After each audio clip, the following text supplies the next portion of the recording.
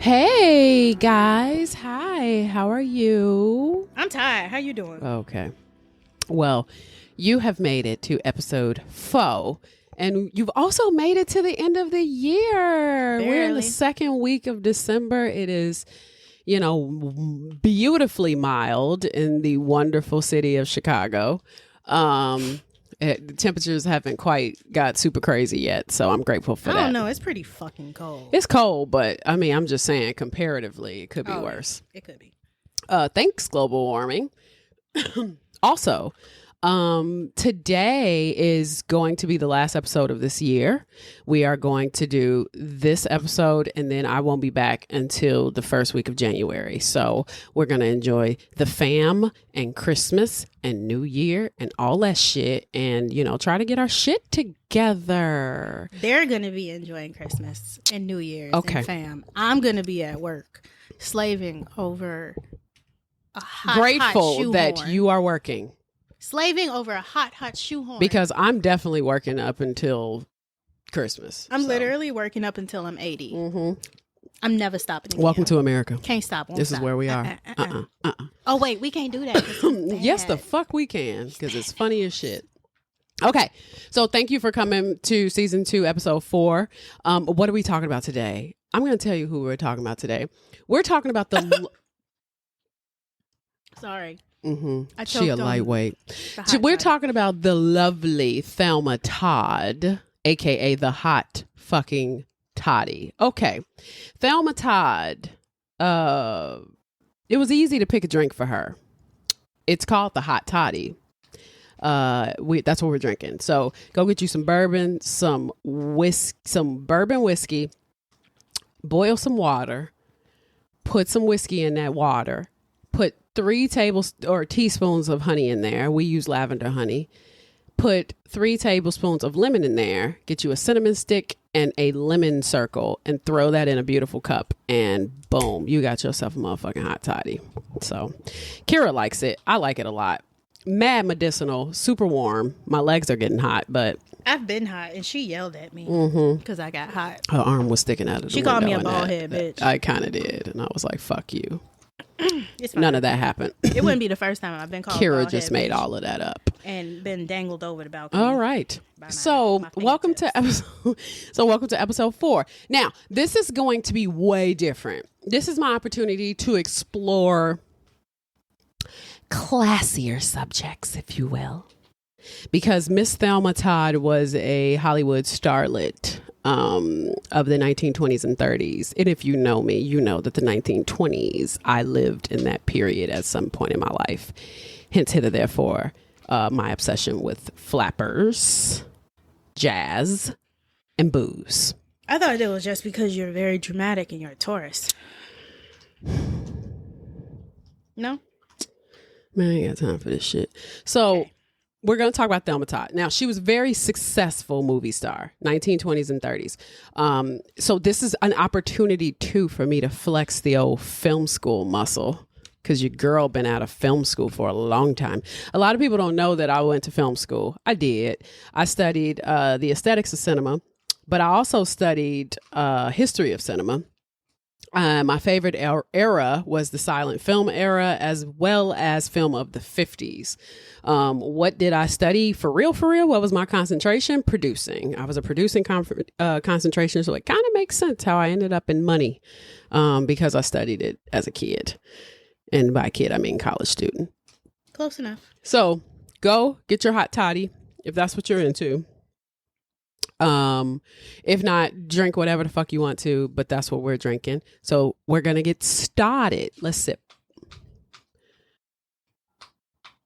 Oh, I was too busy listening to your dog crunch on this bone in my thigh. Yeah, we're just going to let her do that because she's distracted right now. Now, the hot toddy is very medicinal. If you're ever sick, but you kind of want to get fucked up, make one of those and, you'll be better in no time. All right, so let's do this. Now, Thelma Todd performed in over 120 movies. She was featured in various shorts with comedians like the Marx Brothers, Charlie Chase, Zazu Pitts, and Buster Keaton. Now, here's the thing. If you do not know anything about the history of cinema, you won't know any of these people. So just take the story. Don't even try to suss through who any of these people are. Like, because most people don't watch silent film. I used to watch silent cinema. I have some great movies that I own that are silents. I advise anybody who loves storytelling of any kind to go back to, or not even just of any kind, but if you love films, I always tell people to go back to silence and play around with some of those movies. They're very, very fun to watch. I used to love seeing the evolution of cinema. And, all of the technological advancements. And there's also some great African-American silent film actors and actresses and film pioneers as well. So check all of that out if you're interested. The book I read on this episode was called The Ice Cream Blonde, because she was really called that. The Ice Cream Blonde was her name primarily because she was platinum, okay? Platinum blonde. The book was written by Michelle Morgan. So I'm going to post pictures of Thelma Todd on my page, and you'll be able to just to see that old Hollywood glamour. All right? All right. Oh, wow. Okay. So we're going back in time. Don't take money. Don't take fame. I was going to say, that's don't not need no credit card to ride 1.21 gigawatts. It's strong and it's sudden and it's cruel sometimes. She's still gone. But it might just save your life. Still going. That's the power of love. She should be done about now. Yep. He actually went to 1950, but whatever. We're going back in time, way back in time with this one. Now, Thelma Todd, she was born Thelma Alice Todd. She was born July 29th, 1906 in Lawrence, Massachusetts, to John Todd and Alice Edwards. Her mom was born in Canada and her father was an Irish immigrant. Oh, I would also like to say that this is going to be the most tamed episode you've ever heard of I Swear to Drunk I'm Not God. It's not super gnarly. This is a Hollywood starlet that has some fucked up shit happen to her, but most of her life was wonderful. So we're going to end this note. We're going to end this year on a positive note. That's what I was going to say. And then I was like, no. It won't be that positive, but it'll be definitely a lot cleaner than it started because my Halloween episode was fucked up. Excuse me. There's mucus in my throat. There's mucus everywhere. So her father was born in Ireland. He was an Irish immigrant. Now, her father met her mom in America, and John was working for a carpet store, and then he was in Boston, and he eventually learned upholstery.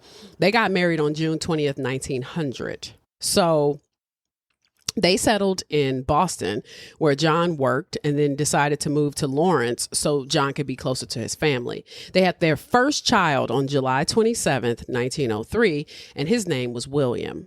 On July 29th, 1906, they had Thelma. And Thelma would later say, quote, "I was fortunate in having a mother and father who were genuinely in love," that's good to know. Because a lot of people didn't give a fuck, and they still don't. Thelma grew up in a very healthy environment for the most part. Her parents were active members in the church and valued members of the community. Now, unfortunately, in the summer of 1910, Alice took the children to Randolph, Vermont to visit the family when little William, 7, got his coat caught in a creamery machine at a local creamery. Yikes. Now, there weren't any workers around at that time. This moment kind of reminded me of Jumanji. It reminded me of Final Destination. True. What? But it also reminded me of Jumanji, because remember in Jumanji when he's in the shoe factory and the whole time I'm thinking why the fuck is this kid in a shoe factory with all this dangerous machinery? That's what this reminded me of. Now, workers weren't around. He got sucked in and he got mangled. He was seen by a doctor after, but his skull was fractured and his neck was also fractured and he couldn't be saved. Sure. He passed away August 25th, 1910, just a month after his 7th birthday. He was 7 years old. Poor baby. Now, Thelma had actually been there when William died. She was likely the person to call for help, and publicly, people didn't know that until later when she was famous. She would do an interview stating that, quote, excuse me, I'm sorry. I said this was medicinal and this is bringing shit up. She was there and she was quoted in the interview basically saying he was crushed beyond recognition before her eyes. So she saw that shit. He had a wonderful relationship with her. I mean, her older brother, they had a great relationship, and they would try to make she would try to make her parents feel better about his death by trying to be the son and the daughter. There was a really cute story in the book where William one time, because obviously he was older than her, he told the mom, he was like, Mom, put her in something pretty so I could take her outside so the boys can see her. I was like, damn, he was pimping his little sister. That's crazy. Jesus. Now, no, he was just trying to be sweet. But she turned into a little tomboy. At 8, she joined the baseball team. She had mostly male friends, same sis, and would swim in the pond. She would even wear boys' clothes, including frilly, including like, what are those pants, those trousers those boys used to wear? She would wear all of that shit. Sure. She would wear all of that shit instead of like frilly dresses because she was trying to like replace her brother. Now, eventually her father would be elected alderman and Thelma would inherit his public speaking abilities. She developed her own public speaking skills and she figured out and one day she wanted to become a teacher. But later she decided, maybe I want to be a lawyer or an engineer. That would be better. This was when she was a kid. Now, by 12, Thelma was pulling the men's, okay? She had this boy at 12. And not men, I mean boys. Yeah, but 12. But she had boys carrying her books. And apparently she was very beautiful with blonde curls that people could not stop talking about, especially the whole fucking book. I was like, okay, we get it. But she wasn't interested though, and she found herself just friend zoning all of her suitors. She looked at them as friends and as brothers, and Thelma was super popular by this time. When she entered high school, she was very popular and she was very outspoken. She said, quote, I'm a real boy. Okay. That's what she said. All right. She said, I hate people who are not natural. I hate people who are stuck up, and I hate hypocrites. Aside from that, I get along with everybody. Right. I felt very connected to Thelma Todd. I was reading this book. I was like, oh my God, same. Oh my God, same. So she was very modest, which I also am. And she wouldn't relish in... Which I also am. Which I also am. And wouldn't really relish in the attention she was always getting. Now, people thought that she was fucking wonderful. Like, they were like, she is just fucking delight. But she would stay friend zoning all of these boys, and they couldn't stand it. Which, low-key, I was like, maybe Thelma was a little gay. I was gonna say, you talking about she wearing pants so that she can remember her brother. I think she's maybe she was a little gay. She's a lesbian. Either that or she was a little bi. She ain't mine. Or maybe you know what I'm saying? Like pants. Exactly. Or that. Now, but because of her looks, she really couldn't keep female friends because all of her female friends was like, oh, okay, you're gonna take my boyfriend and I don't have time for that pretty bitch. And she was like, wow, I just wanted to be friends with you.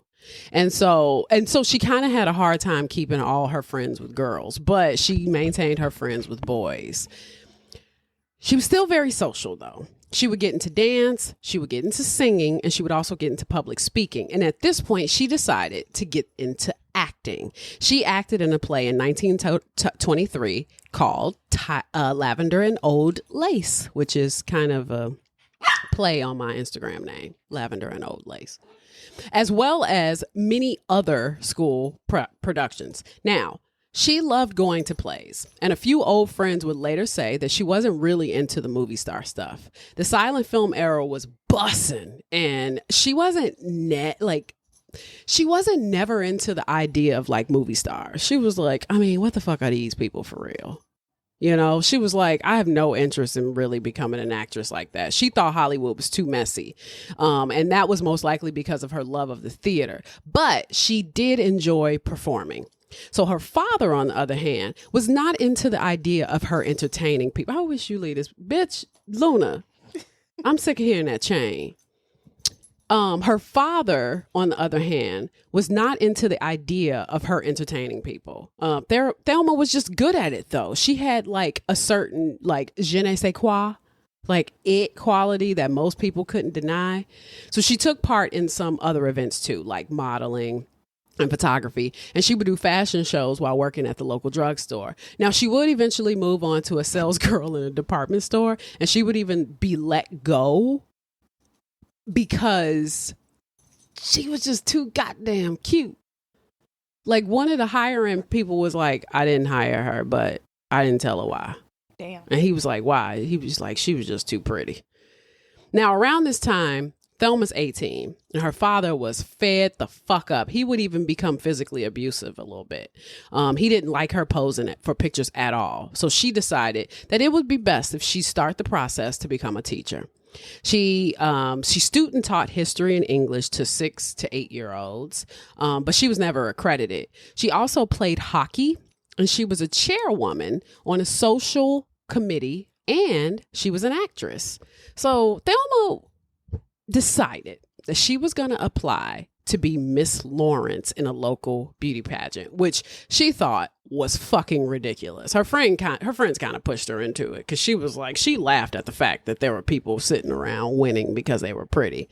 But then she won. And so she would just, they say, quote, she would just laugh at people when they told her how beautiful she was. And they explained to this was a fellow classmate that explained, and she would say, there are hundreds of girls just as pretty as I am. She's like, what the fuck is the big deal? And by 1925, Jesse Lasky, who was the VP of the famous Players Lasky Corp, announced that he was opening a school for future screen actors and actresses. They needed 20 men and women to join at his Paramount Picture School, Inc. in Long Island. Thelma got a telegram from the school and found that she was invited for an interview. Thelma was like, why not? Because she thought it would just be something interesting to tell her students about. Like, she wasn't even taking it seriously. So Jesse Lasky, he was impressed by her, and she was enrolled. And while she was preparing for that, she was preparing for the Miss Massachusetts final, which she also won. Quote, the judges described her as the golden dream of beauty and took great pleasure in crowning her their new Miss Massachusetts. The accolade, reporters decided, was the highest honor paid to a woman, and Thelma lost no time in giving interviews to talk about the competition, her film contract, and her teaching studies. The last of those, she said, was coming to an end the very next day. She was leaving for her teaching gig at Lowell Normal School, and on her last day, she wrote in her student's autograph book, this is what she said: live a gay life, die young, and make a beautiful corpse. Wow. Now, Pop John, absolutely furious. He didn't want her moving to New York. He was like, bitch. So her mom was like, bet. They ran off to New York, her and her mom. Thelma was hopeful, and she had the feeling that she was going to like this career. She was like, I'm going to be dope. Now, the Paramount School was where young people went to grow into mainstream actors. And Thelma had a hard time taking this seriously. She thought it was fucking unreal that people just did this shit. Like, she was like, there are just people out here pretending like this. She found herself kind of being a black sheep because of it. Like, she just wouldn't take it seriously. And she also couldn't keep a straight face. She was in like pantomime classes where, if you don't know what a pantomime is, it's mime. She was in pantomime classes where she had to recite Mary Had a Little Lamb, and she could not keep a straight face. They was like, why is this bitch in this school? She ain't taking this seriously. It doesn't sound serious. Now, it sounds very unserious. I mean, back then, pantomiming was like a form of real ass entertainment. Now, don't get me wrong. Like, you know, people go to Cirque du Soleil and to the circus and shit. There are some people who still pantomime and they're fucking great at it. Yeah. You know? But there was another student by the name of Charles Buddy Rogers who left the school. He was like, he wanted to leave the school. He was like, this school is not for me. He couldn't even understand why he was accepted. But Thelma had persuaded him to stay, and he would eventually become one of the school's most famous fucking students. Now, it's 1925, December. And Thelma was starting to pick up some weight. So all the meals were paid for by the school. And it was rumored that they were eating 3 steaks a day, which I'm like, my colon could never. Steaks. My intestines could never. My intestines can barely take a burrito bowl. Nick, I went to Ralph Lauren with Sal and had a steak. It took me a week and a half to digest that steak.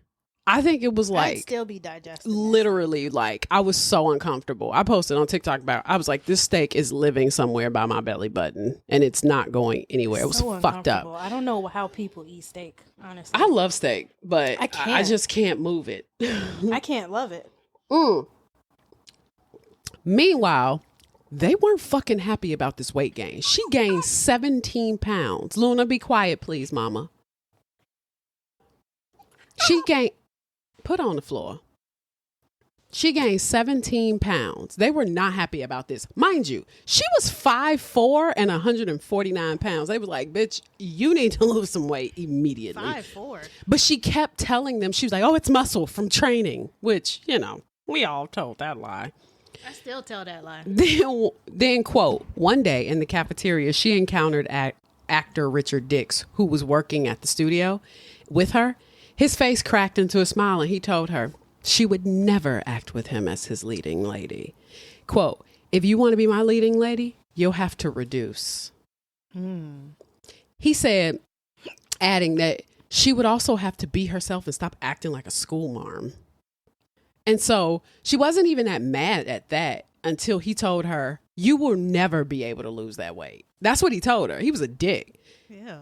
She was like, She said, it made me furiously mad. She said she decided not only was she going to slim down or reduce as frequently as she referred to it, but she also would be his leading lady in a year. She was like, I bet you, bitch. So I wouldn't even want to anymore. Thank you. Quote, I might say to Richard Dix, you made me who I am today. That's what she later told a reporter. Now, from that point onward, Thelma dove into her diet plans. Now, her diet plans were attributed to Gloria Swanson. If you don't know who Gloria Swanson is, please, if you don't ever see any movie that is black and white ever in your life, go watch Sunset Boulevard. Sunset Boulevard is such a great film. It stars Gloria Swanson. She was a silent film actress. Gloria Swanson in Sunset Boulevard is much older, but it's about a silent film actress who is transitioning from the silence to the talkies. So she's kind of washed up and she's now trying to figure out like how all this talkie shit is working. But the studio don't want to fuck with her for real. And it's actually a murder movie, but she's very good in it. That was Gloria Swanson. So she claimed that she got her diet plan from what Gloria Swanson was doing. And she had persuaded her friend, Dorothy Norris, to join her to shed the weight. So despite their determination, the two were not doing this the right way at all. So on a quiet day one time at the studio, they took an opportunity and they decided to order all the cake and all the desserts and they ate all of that shit. And they were like, okay, now we should probably lose weight. So they go on this weight loss this weight loss plan. This is what this bitch did. She reduced her portions, and then she decided she was going to eat vegetables 2 to 3 times a day, followed by consuming only oranges for 3 days. Oh. Heartburn. Then once she got sick of the oranges, she would go back to the vegetables. Now, if she started to feel faint, just in case anybody wanted some health tips. So when she started to feel faint, she would allow herself a slice of toast or a sip of coffee or tea. Well, Well, coffee cleanses, but okay. Before returning to the oranges. By the second week, she definitely lost weight. And from that point on, her fucking weight melted away. She lost 30 pounds in a month. What the fuck? She wasn't eating, my nigga. Now, I'm kind of jealous. So she's thinking about what roles she wants to play. Now, originally she wanted to play, quote, women with character.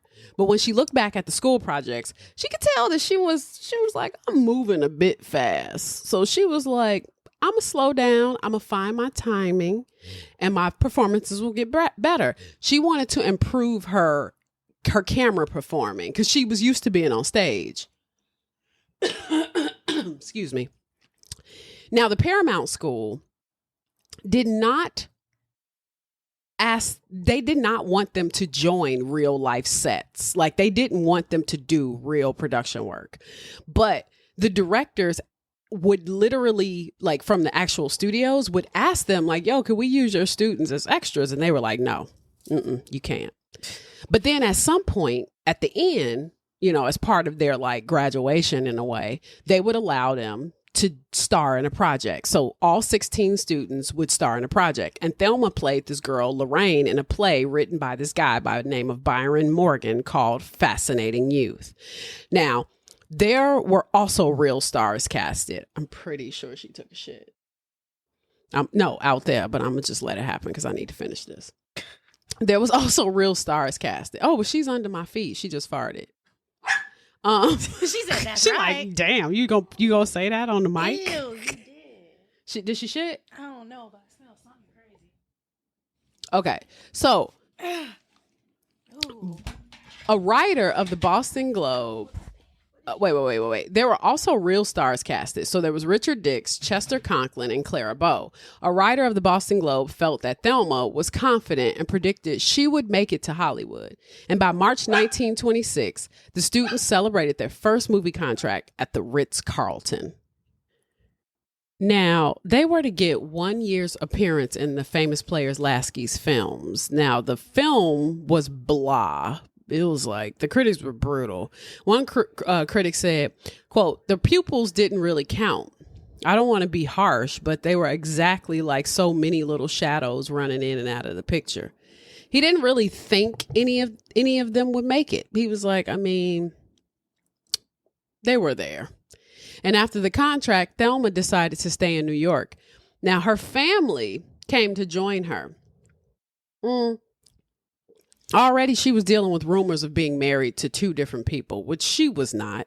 And by 1926, she was only 20 and promoting her new film. That day, her father was walking in the city when he collapsed and he died of a massive heart attack. And she was heartbroken. First her brother, now her father. Now, right after, she would be sent to the hospital herself for a ruptured appendix. Now, Thelma was doing very well. By 1927, she was in a big role titled Rubber Heels, starring Ed Wynn. If you don't know who Ed Wynn is a guy named Edwin. To Laugh from Mary Poppins. Oh, okay. The more I laugh, the more I'm a merrier me. He did like Twilight Zones. He was a old school. And then she was in Chester Conklin, she was in it with Chester Conklin.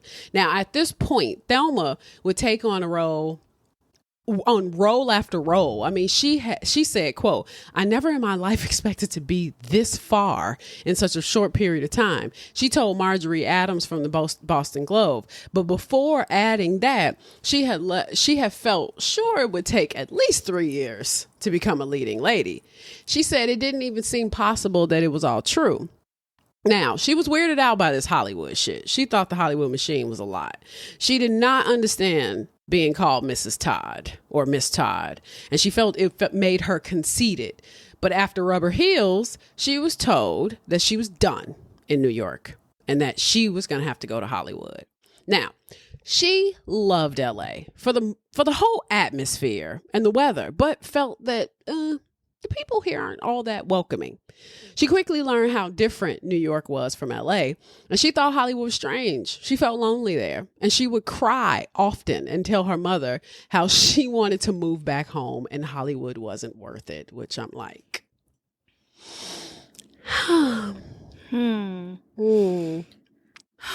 I get it. Thelma was to star in a film called Nevada opposite Gary Cooper. Her role was small, but she got publicity for it. And while in LA, she decided that prim and proper was no longer the way. She wanted to get out of her shell. Quote, people looked at youth and beauty, I noticed. While brains and learning are the fundamental values, there seemed to be others worth considering. I had determined by then to succeed in pictures, and therefore I must adopt some new rules. She was like, I need to be a bad bitch. Period. Cause same. Smart bitch shit ain't working. Oh, that's yes, what they said in the basically. 1920s, except it was more like, okay. Hello, my baby. Hello, my darling. Hello, my ragtime girl. I hear you. The fuck be wrong with us? So she was like, she switched it up. She got her a new wardrobe, and now she was called the Ice Cream Blonde. I know that's fucking right. Hair, pale, skin, like on point. Fucking, I mean, just Still like pale. her hair was fucking blonde as shit. I mean, you look at the pictures, I'm like, Jesus Christ. That's a 315 platinum. Well, okay. Now, That's a bust Thelma, down. they say, quote, Thelma had worn black velvet and slow smile and dignity.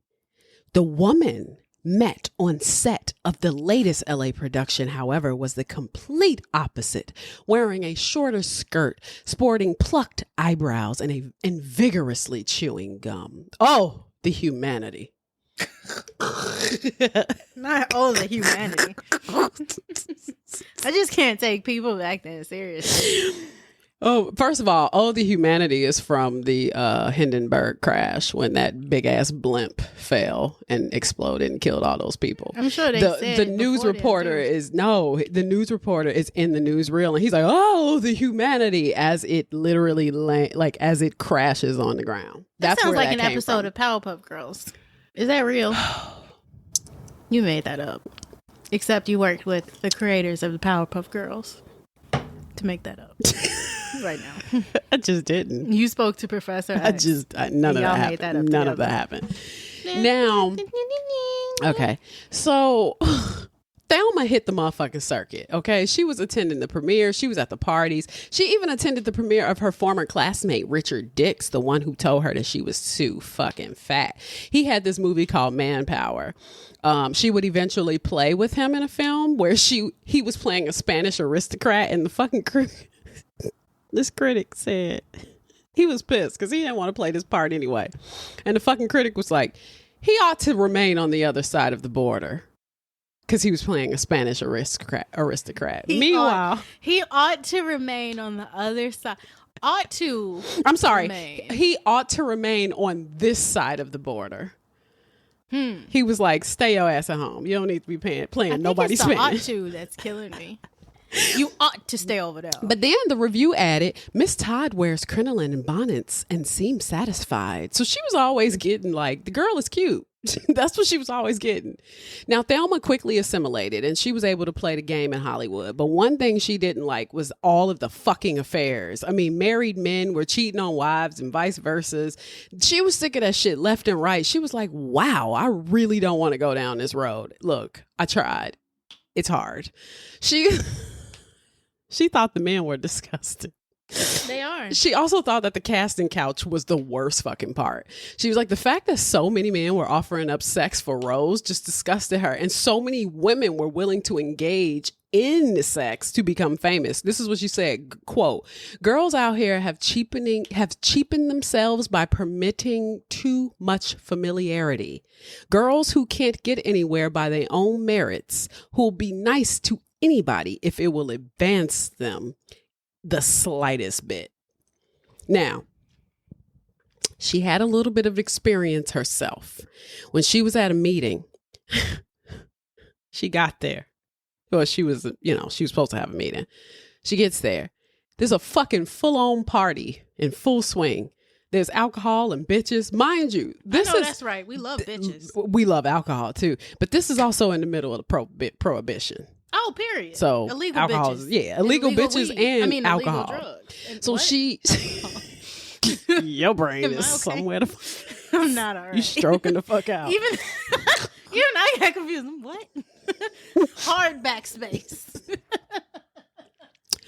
Delete. Am I okay? Now, she made an excuse and she tried to leave, but then one of the executives were like, hey, you want a drink? Be a good fellow. Anytime somebody calls you a good fellow, they plan on fucking you in the ass and you need to run. Excuse me? Yeah. Oh. Okay. It's like, first of all, why you calling me a fellow? I'm a bitch. Second of all, it's because she wore pants. You once. want my booty hole. That's what you... What? Wow. But wait, what? She cursed him clean the fuck out. As you should have. And then they threatened to blacklist her and she left. Quote, Hollywood hath no fury like a director scorned. That's what Photoplay later said about the incident. And Thelma herself, she knew of the risk. Quote, you can't be openly offended. You need the goodwill of everybody in this game. Still, she chose to leave the party with her dignity intact. And she would later say, the men are so crude. She was fucking over it.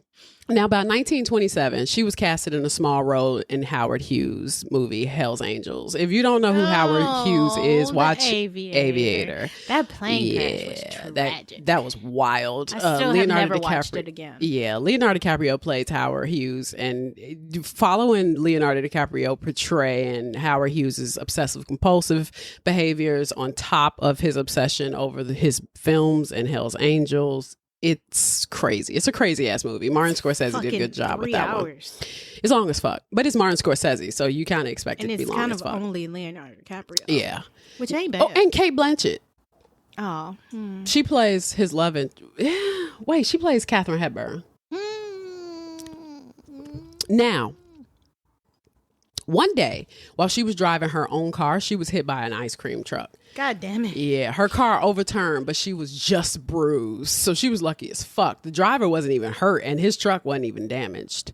By that November, she was considered one of the busiest women in Hollywood with all of her character roles in silent films. And then in 1928, Thelma heard that First National wanted to buy her contract from famous players Lasky, which was now Paramount. So by February, she had left Paramount to join First National, who had signed Charlie Chaplin and Mary Pickford. If you know anything about silent films, you know those motherfuckers were really popular. Mary Pickford was running some shit. And so was Charlie Chaplin. Charlie Chaplin also has a great film called The General. Like no, I'm sorry. Company? No. It's called The Dictator. I think The General was Buster Keaton. But if you ever, I think on HBO Max has a ton of silence on there that people don't. Well, they got what, the TCL? They got the TCM classics on there. TCL is a TV. But they have TCM classics, Turner Classic Music movies on there. So yeah, for sure. Watch some Charlie Chaplin if you want to see some funny shit. But if you want to see one that's really good, it's The Dictator, where he kind of plays Hitler. And Charlie Chaplin was Jewish, so it's crazy. But ass mustache. Yeah, but the thing about Charlie Chaplin too is like the hobo that he plays. I mean, there's layers to the hobo. Like if you actually, there is, and he did some great work. Buster Keaton was the shit too. People sleep on Buster Keaton. I don't think people know Buster Keaton. I know they don't. They don't know him. I mean, Buster Keaton been asleep himself for like 100 years. What did he do to deserve that? Now, Thelma was now 21 years old. Her contract was finalized with a clause that stated that she couldn't go 3 pounds above or 6 pounds under 122 pounds. Shit. I ain't been 122 pounds since I've passed through the birth canal. Lassie was a pup. Now, she signed anyway, even though she had always struggled with her weight, which I think they call that the potato clause. And Thelma's life was bussin' though.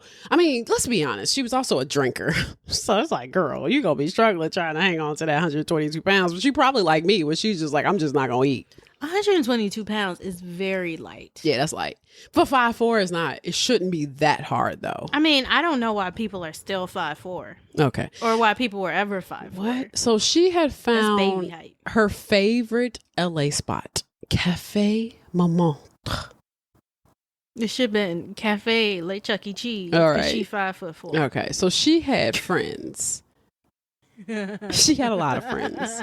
She attended a lot of Hollywood parties. I was like so jealous reading this. And then she was working a lot. I mean, she was being invited to parties with like the likes of Theta Bara. Can I talk about Theta Bara real quick? Pause. Theta Bara. Theta Bara. The name Theta Bara is Arab death backwards. They gave her the name, or scrambled. They gave her the name Theta Bara. She's a silent film actress. She is considered, because I did a paper on her in college and I actually have it in my storage unit. The paper that I did examined dark femininity and what would you call it? The femme fatale in the silent film era, around a time where you had Mary Pickford, you had the blondes, the women next door. Theta Bara was all about like the flapper image, the dark, bobbed wig. And there's a really cool story about Theta Bara too, where she was in Chicago. This is so ridiculous. Not the snort. Before the story even starts. She was in Chicago, and because she played Cleopatra, and so she's in Chicago. It's hot as fuck. It's July or some shit. She has on a full on fur fucking coat, and the studio, because at the time she was under William Fox, so she was under Fox. The studio had her moniker was that, or her vibe was that she was the vamp. She was always playing the dark character, the femme fatale, the sex symbol, the one that would like the man eater basically. And so the studio had created this whole other life for her because her name was actually Theodosia Goodman. And they created this That's whole a cute name. It is a pretty name. And they created this whole life about her where she was to be born in the shadow of a sphinx in Egypt. Ooh, it's giving Harry Potter. So when she was in Chicago and she's wearing this fur coat in July heat wave, the press are like, "Hey, Theta." Hey, Theta, see? Aren't you burning up? Hey, Theta, aren't you hot? Are you need a fire extinguisher? Why do you got on a third coat? How you A making fur it out coat here? it's 100 degrees. And Theta is like, I was born in the shadow of a sphinx. Period, A sphinx. Bane. I Like, know that's fucking bitch, right. this is nothing. Okay. Molded by it. This is not. Now, this is at a time too where the studios used to create the history of these major characters and make it seem like they were real. So for a long time, people weren't looking at Theta Bara as just a character in these different movies. They were looking at Theta Bara as the actual person, because this is the beginning of film. I mean, film was created in 1895. They were ultimately thinking like, hey, she is actually who she is. It's like, no, this is some Jewish chick from Cincinnati. That's what she is. So there's Jews in Cincinnati. Okay. So then when she hold up. Yeah, well, hate to break it to you. But then she fucking gets to the backstage, because I can't remember where she was in Chicago, but she opens her coat and she takes her coat. She's like, "Get this fucking coat off of me." Oh God, break character. She was burning the fuck up. Like, damn the image. She's like, "I fucking hate this shit. What the fuck?" She was like, "I almost passed out." She was trying to play it off. She was trying to play it off so much. So anyway, I used to love Theta Bara, studying her. So I actually remember that little weird face. I know. Yeah, I had a moment. Where was I? Oh, so she ends up going to all these parties with like Theta Bara, Charles Buddy Rogers, Clara Bow, all of these people. She was booked and fucking busy. And then on May 24th, Thelma had passed the microphone test. This was a big fucking deal. This was the test that proved that actors and actresses could actually play in the talkies, because they were transitioning out of silence. In 1927, this movie called The Jazz Singer Go watch it. Black people will be offended because there is a moment where he's in blackface. The jazz singer had released, which was partially silent but explored sound with singing and music. So people were like, what the fuck is happening? Is that sound coming You can out hear of his mouth? voice. He's saying words? Like, sound was a game changer. So the theaters had to be renovated because they needed the speakers. The technology was changing. The acting pool was really in trouble because all of these fucking silent film actors were like, yo, what the fuck? What are we supposed to do now? I gotta learn lines, my guy. Then they had to worry about production because then they had to worry about noise on set, as Kirrah knows. Yes, I do. Noise. Quiet on set. Quiet on set like a bitch. They were like, yo, wait a minute. We can't be. We can't talk. Now, mind you, at the time, actors, silent film actors used to get in trouble from people who used to say, we could see that you're mouthing curse words. Because there was no sound. There were title cards. Oh. You know how you'd watch a silent and then they show the card, the dialogue card, so you can read it. Well, these cast members would just be saying whatever the fuck they want to, acting like that they're saying their lines. But people were like, this motherfucker just said fuck. I could tell. I know They're he like, did. this is CBS. You can't say fuck. Now, this was also at a time where drama in silence was super important because they didn't have sound. So that's why you had so much overly emphasized acting. That's why the acting is over dramatized. That's why the makeup was super intense. That's why all of that shit was like that, because they had no sound. So all of their expression had to be over dramatized. So now you had all of these over dramatic ass actors that were like, wait a minute. So now I can't do any of what I was doing before. And you had actors that had accents that were like, I got an accent. They're like, though. fuck, I'm supposed to be American. And they were like, But yeah. I'm from France. They were like, we ain't gonna hire you. Le Big Mac. Mm-hmm. There was like this Hungarian actor or whatever that had this thick ass accent, and they were like, yeah, you ain't gonna ever work again. Sorry. Hungarian. Yeah. So silent film stars, they weren't having a good time. Louis B. Mayer, who was the VP of production at MGM, he was like, about a year ago, motion pictures had reached a crisis, with pessimists predicting that sound films would bring chaos and disintegration. Every company has gone through this period of transition and emerged triumphant. Pictures are now being made in ways that were never dreamed of 5 years ago. Tremendous progress has been accomplished without any of the drawbacks, which often go with such a rapid advance. The long-faced prophets have been silenced, and the entire profession stands on a new pinnacle of achievement. Now, Thelma was good.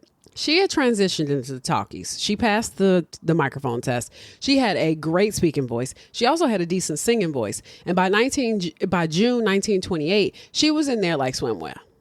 Period. You hear me? Except now, the gossip columnists were in her business, and they were like, "Hey, when the fuck you gonna settle down? Like, we need some tea." And Why do you want so much from her? I mean, seriously. And she was literally constantly dealing with false engagement. She was like, I'm not married to this dude. I don't even know who he is. And then mostly from men that wanted clout and they wanted to be in the paper.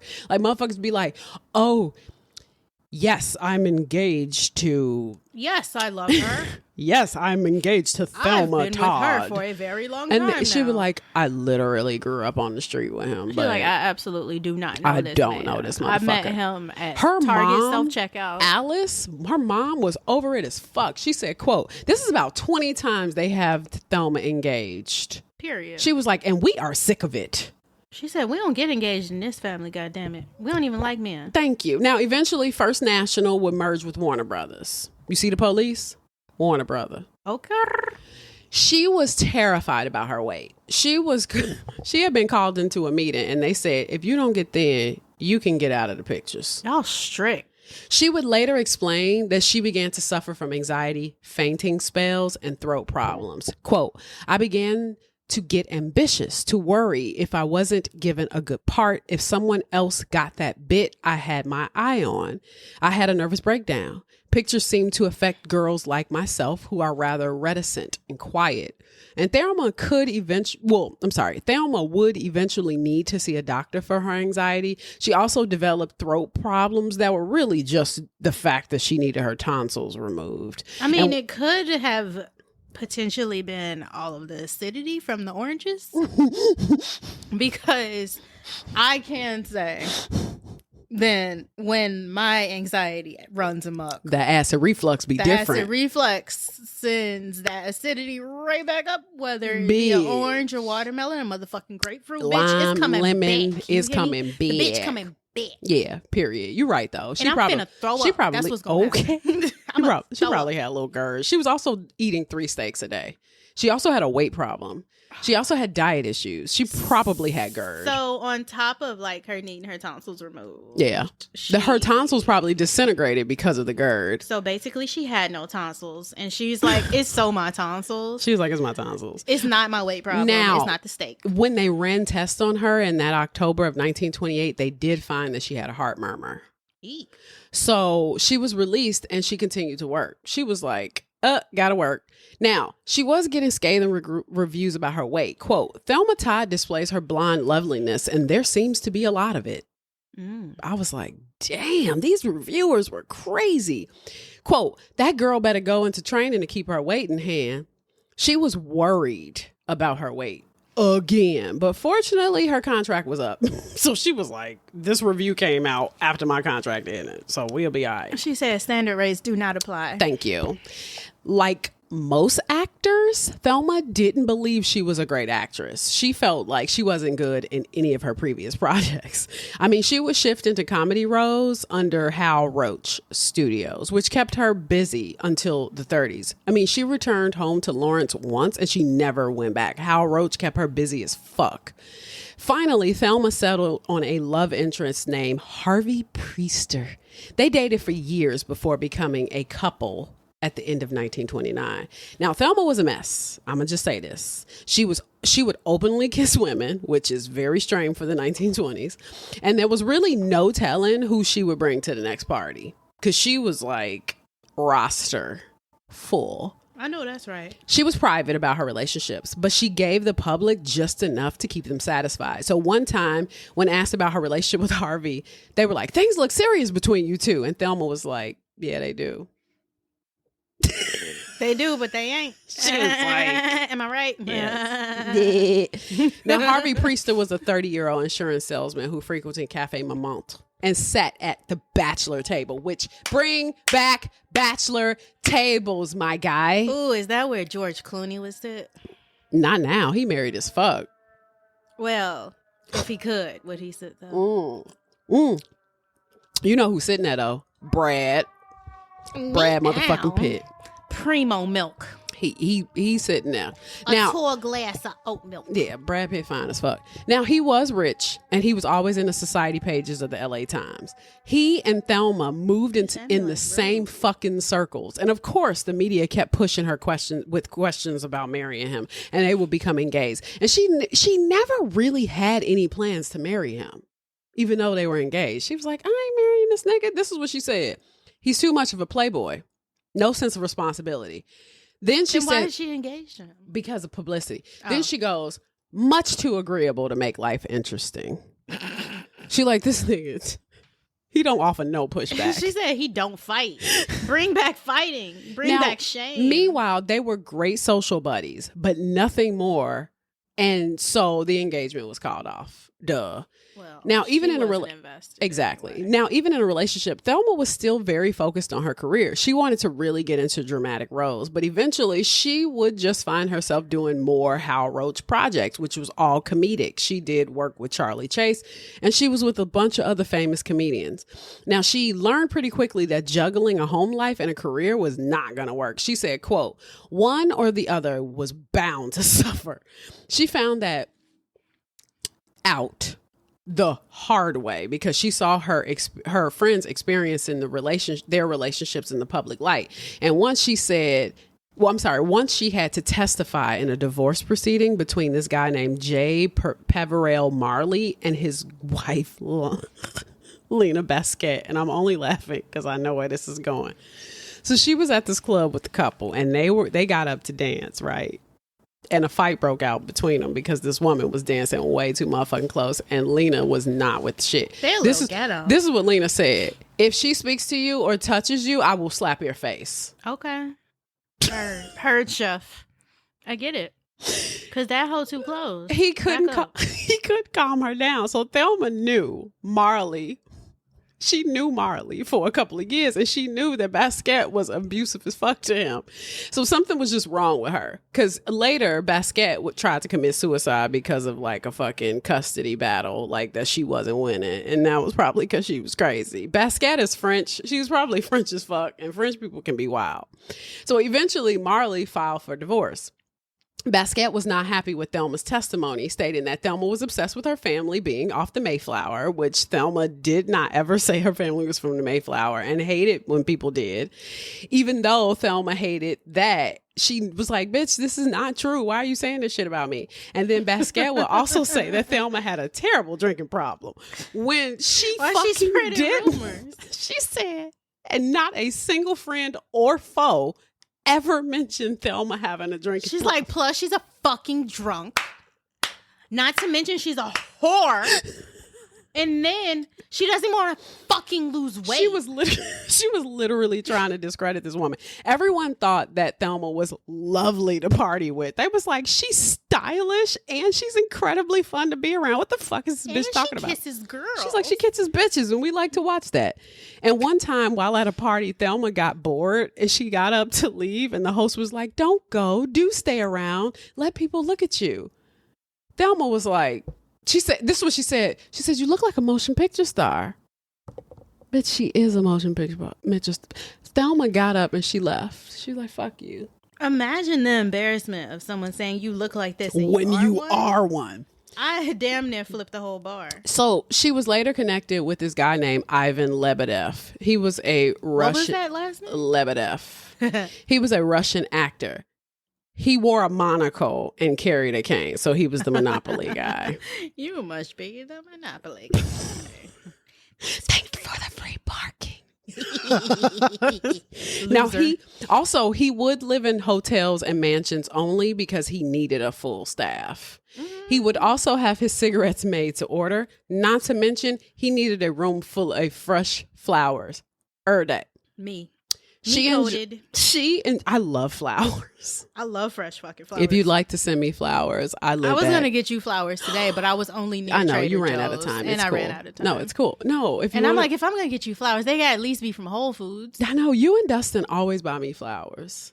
I love flowers. Y'all always buy me flowers. And I wanted to just say I love flowers. I love fresh flowers. I do. And you know what I love too is plants. Oh, I kill the fuck out of a plant. You buy me a fucking plant, I'm in love with you forever. I kill the fuck out of a plant. I will never buy anyone a plant because I kill them. I know, but I mean, yes, but I don't even know which one to get because I kill them so bad. I love a lovely surprise bouquet of flowers. Like when you and Dustin come by and you're like flowers, and I'm like, oh my God. I was even on the phone with Mama and I said, I'm gonna get Brittany some flowers. Yeah. And then once the homeless lady in front of me at the dispensary couldn't get the ATM to work, I kind of got confused. And I was like, I'm in the Twilight Zone. I gotta get out of here. I'll take that. My life kind of started to spiral. I got a little hungry, got thirsty. I was like I gotta call my mama and get the fuck out of here. I'm scared. Bro. Okay. That reminds me of I Think You Should Leave, and I'm not gonna go there because you hate me. Oh God, her in this show. I haven't watched it in a long time, but you triggered me because there's a part where he's in a car driving, he doesn't know how to drive, and the guy is like, "Would you get the fuck on?" He's like, just watch it. I wish you would. Is it on HBO? No, it's on Netflix. Well, now that I'm like in a good space, I should. Please watch it. It's so funny. I don't watch comedies when I'm in a bad mood. Because it's so offhand, like he's literally in the car and he can't figure out why he's in the car or why he can't get the car to work, even though there's a car behind him, and the guy's like honking at him real violently, and he's like, I don't know what you want me to do. He's like, would you please fucking go? And he literally goes, I don't know what to do and I'm fucking scared. literally me every day of my life. Maybe that's why I won't watch it, because I'm triggered. You're like, this reminds me. Because I'm triggered. I sit behind the wheel every day when I have to wake up at 6 o'clock. And I'm like, I don't know what to do, and I'm fucking scared. He said, I literally don't know what this shit is, and I'm fucking scared. Literally me rating every single bill that comes It's some of the most off the rate. It's fucking unhinged. I'll watch it. The thing is, she be asking me to watch comedies when I'm in a bad mood. And it's like, I just be wanting to sit around and read Edgar Allan Poe. Human. No. I was trying to make you laugh. No, I don't be wanting to do that. Yeah, that's obvious. I'm learning Sagittarius slowly but surely. I like to sulk. Okay, so let me finish this because we're already an hour in. Now, so she enjoyed him, but she was also dating this guy named Abe Lyman. And he was a Jewish. His name is what? Abe Lyman, like Frankie, but Abraham. Okay. Abe was a Jewish entertainer. They only beefed because he was Jewish and she wasn't. But other than that, they kicked it. And she would then meet Roland West in 1931. He was a director of this picture that she was in called Corsair. Now, Roland was married to this woman by the name of Jewel Carmen. Roland was 46 and Jewel was 9 years older than Thelma, which would make her 33. She ain't fucking old at all. But Jewel was also an actress, and her career ended because she was a shitty person and she was unemployed. Now, Thelma joined Corsair to shift her into drama, and Roland hated the fact that she was a fucking goofy ass comic. So he demanded that Thelma ditch comedy and change her name. And Thelma agreed because she kind of fell in love with him. Suffice it to say, she liked Roland and she was fully committed to switching the genres, but Roland settled on this name and it was Allison Lloyd. Well, West would say, quote, to take the taint of comedy away from her and give her a chance as a dramatic actress. He wanted her to forget that she was a comedian. He then added, quote, it is an attempt to change her personality and psychological outlook as well. Sounds manipulative, but whatever. As far as he was concerned, West said Thelma Todd was dead. He would not allow any mention of her original name for the duration of the production. Now, Hal Roach, on the other hand, just laughed at this shit because he was like, bitch, I am not changing the billing on all these projects I did with this bitch just because you want her to change her name. Quote, West wanted to, quote, take the taint of comedy away from her. I'll have to change her name to Susie Zilch to guard against the taint of drama. I was like, this is so petty. I was going to say, they real dramatic. They are there, extra. Huh? Y'all back there fighting. They are. Now, even though Thelma vowed to never do the quote unquote affair thing, they set their guilt aside and they got down with the get down. But they got down with the get down right under the nose of the wife, who really didn't seem to give a fuck. I mean, she would say later that her and Thelma had conversations all the time. Then once in an interview, Thelma mentioned, quote, according to her, a second marriage would be more successful than a first, as the couple would have experienced more and make more allowances for each other. I believe in divorce if it's a case of severing marital relations or living together in eternal warfare, which same, I believe people should break up with people that they're not happy with, but whatever. Just leave. Fucking leave, bro.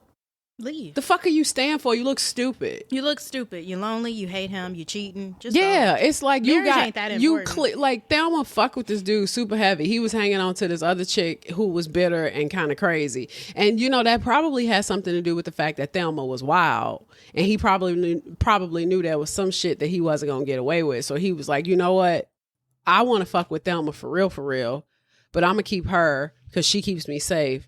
But Thelma's ass, I'm going to do something wrong to Thelma and Thelma going to book. But you don't know that. See, the problem with men is you don't know safety. That. They don't have enough. To me, men are not emotionally intelligent enough to truly know what a woman's going to do. Yeah. There are some strong-minded, strong-willed bitches that will literally be head over heels for a nigga. Or, excuse me, anybody. A person who will be head over heels for somebody. And that person will make them do shit they would never do. And you sitting up here thinking, oh, well, she'll never do this or she'll never do that. And I'm like, all you got to do is fuck with her. It's a fucking excuse. It's an excuse to do the bare fucking minimum yeah. to get away with. She'll never like this. How would you know, punk ass bitch? Thank you. And then how would you know that you're not just going to be happy and you ain't going to want to do none of that messy shit that you've been doing anyway? They don't like to be happy. They don't like to be happy. They like being miserable. I saw the other day that there was like science. I didn't even read the article because I didn't want it to piss me off. But there's scientifically proven that men like pissing off their girlfriends. And I thought that shit was crazy. I don't need I don't need a fucking magazine to tell me shit. I got boyfriends. Okay. That live with me. Mm-hmm. I know he likes to piss me off every time I ask him where is something and he says, did you check your butt? You were literally created to blow the fuck out of me. If I say, hey, did you see where I put the vacuum? He goes, I think last time I saw it was in your butt. Oh my God. I'm just trying to clean the house. That's funny as fuck. It's not funny. I don't know. Did you check your butt? It's fucking horrid. See, but that's the low key, the type of joke that would literally have me doubled over in laughter and remind me of why I fuck with you. It's the type of shit that'd be like, why am I here? I'm finna leave. And I'm going to Home Goods. And I'm going to see if I can find me a man cashier at Home Goods. I'm going to find me a man. I'm going to find me a man that takes my quest to look for my vacuum much more seriously than you do. Because you are not taking clean into consideration. Okay. So now, so where was I? So she goes on this interview. She talks about how like a second marriage is better and all this other shit. But then the issue was this: Jewel wasn't gonna leave. Like she was just like, okay, you can make all these plans with this woman's husband, but you assuming that Jewel gonna leave. Jewel ain't leaving. She had no plans of ending her relationship with Roland. And even though she tried, the relationship went south. She tried to hold on to the relationship with Roland, but the relationship, this bitch is acting like she on a CTA train. She's just playing videos. It was an advertisement. Even though like she was in a relationship with Roland, the relationship went south anyway. And Thelma was into Roland. That she was like, oh my God, I fuck with him so heavy. But this is what Thelma said. She's like, I'm blonde, but I have a brunette personality. I'm uninterested in clinging more for a man for protection. So far as I can see, the only person you can depend on is yourself. Same, Thelma. Fucking same. Now the relationship was pretty much a secret, and then the affair fizzled out. Wes went back to his wife. Pussy. They always go back to their wives. And Thelma was fucking heartbroken. She would be asked later if she had even ever been in love, and she was like, only once. And then she confirmed it wasn't either of the two boyfriends that she had. Oh. She like, it ain't them niggas, it's the other one. She's like, not you and not you, but it was definitely someone. It's the one that I can't have. It's always the one you can't have that you go crazy for. Usually. Mm-hmm. She goes, I wouldn't know because I ain't never met a nigga I couldn't have. Ooh, wait a minute now. She said it just didn't work out, but I know now what real love means. I was like, oh, Thelma, I hate this for you. So she went back to her comedy. Nice. She was doing more movies with Hal Roach, and then she started to star in a bunch of comedies with this woman named Zazie Pitts. Now, they did a bunch of movies, even though she would argue with Hal about changing her name. Because Hal was like, nigga. Was he like, nigga? Was that the first one? I'm sorry, I'm fucked up now. But Hal was low-key like, I'm not about to keep playing this game with you. Like, I'm not changing your fucking name. We've done too many movies together. I'm not changing your name. He was not having. Thelma was so brainwashed by this idea of changing her name that she would sign her fan letters with both names. Now here, let me just quickly talk about Thelma's fan letters. Thelma's fucking fan letters, she was telling the motherfuckers her business. Just imagine if you sent a fucking letter to Cardi B and Cardi B was like, yeah, me and Offset broke up. And you'd be like, why is Cardi B telling me this shit? That's what she was on. Like she was talking to her fans for real. Now at this point, Thelma is still living with her mom. she's dating a bunch of dudes. She kind of looked at men as, quote, a mysterious nuisance. Same. Yeah, they are. But after Wes, she was thinking of seriously settling down. So, quote, Hollywood marriages are not that successful usually, and I don't want to suffer a broken heart, she said. Now, enter Pat DiCicco. Last name, you already know he's going to be a problem. DiCicco was a wannabe gangster. He was pretending to be an agent to the stars. I mean, he was cute as fuck, and he looked good. And their relationship began like hot and heavy because it was with an argument. That's how the relationship began, with an argument. It sounds like a good time. Major red flag, because later she would find out how violent he could be. She was just fucking bored to tears, and she wanted to get someone in order to get over Wes. You know, the only way to get over a man is to get under another one. She was trying to get over Roland West, so she fell for him. And of course, Pat DiCicco proposed. By 1932, they eloped in Arizona. And even though she planned to focus on their marriage, she was mad busy. Her whole thing was like, I'm going to be a wife and blah, blah, blah. But then she had more movies than she ever even fucking anticipated. Pat was not with it. Quote, he was insanely jealous. And you know, you can't live like that. That's what she said. She was like, I can't live like this. And she certainly wasn't going to accept jealousy from her husband. She's like, are you fucking kidding me? Now, in fairness, she didn't make things easy for him. I mean, shortly after the wedding, they went on their first public outing as a married couple. They attended this party at Hillcrest Country Club. While the two were seen in each other's arms, she was also seen dancing around with various other motherfuckers. So that kind of behavior was never going to sit well with DiCicco. But for now, in the public eye at least, he remained quiet. Now, DiCicco was not into all of the events, likely because next to her, he was nobody. Thelma would be rushed to the hospital in an emergency, which they claim was appendicitis, even though she had her appendix removed in the 20s. Hal Roach, he was like, the bitch was pregnant. Don't be lying. He was like, she was either pregnant, got an abortion, or she was miscarried. You can't remove an appendix twice. Damn. So one night in 1933, DiCicco jumped the curb in their car and he hit a palm tree. They were both rushed to the hospital where she had a lacerated ear and a chest injury. And then they found that she had 3 broken ribs and a broken shoulder. Oh, broken shoulder sounds painful. My question is, did he do it before or after the car crash? Because they had a very abusive relationship. And after healing, Thelma was off to London. She went to London without her husband. She was like, fuck this dude. She would later say, I'm going to marry as soon as I get rid of the husband I have. She refused to say any more on the subject. But as she left for New York, newspapers were buzzing with stories claiming that DiCicco will be filing for the divorce while his wife was abroad. While abroad, Thelma was seen with many men, and she was also starting to have health issues. She was having these weird fainting spells, and the critics didn't shy away from mentioning them. Quote, gather her carefully arranged bouquets while she can. I was like, damn. Jesus. Now, you're probably like, Brittany, this is a true crime podcast. You just talked an hour about this Hollywood starlist. Okay, fine. Let's get to the fucked up shit. Now, because I'm asleep. I'm sorry.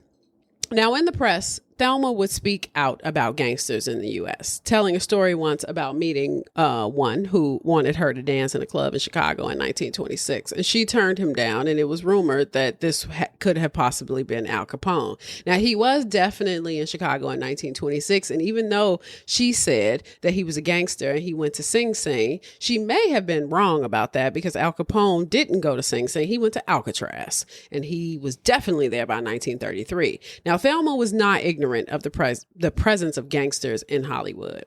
And by 1933, Thelma was drawing up a new will. Quote, I give and bequeath to my husband, Pascal DiCicco, the sum of $1 in cash.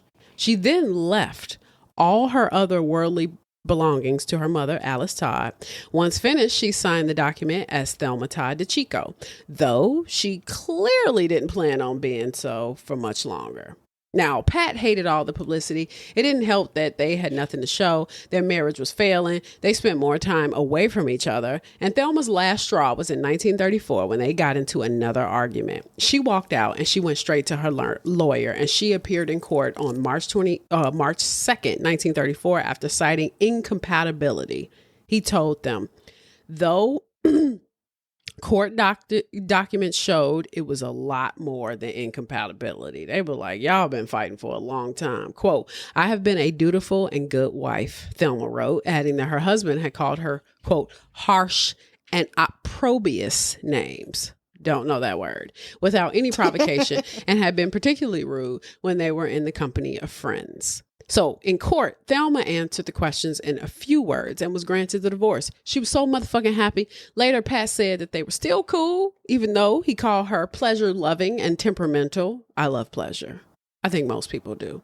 But Thelma went back to living her life. In 1934, Thelma was thinking of her exit. Her former boyfriend, Roland West, offered her the opportunity to be a hook for a cafe that he was working on. And Jewel Carmen, Roland's wife, had purchased said cafe, who he was now separated from. Now, Jewel seemed to know everything about Roland's relationship with Thelma.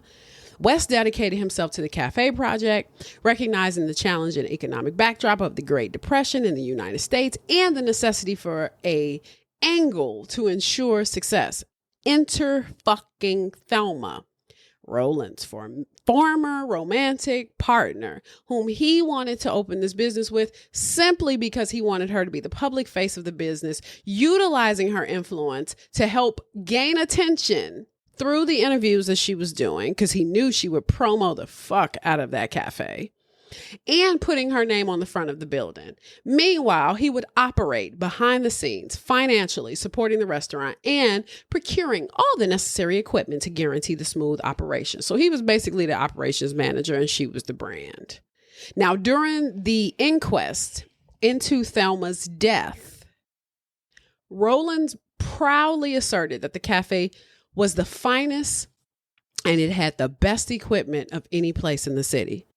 Considering the history between Roland and Thelma during the production of Corsair, one can't help but wonder Jules' perspective of this whole fucking thing. Because now your husband got his whore that he's putting his name on the cafe that you bought. Like, was Roland King Dingaling? What's happening? Why he getting so much leeway? Now, Jewel provided a comprehensive statement later about feelings towards Thelma, going so far as to describe her as her bosom buddy.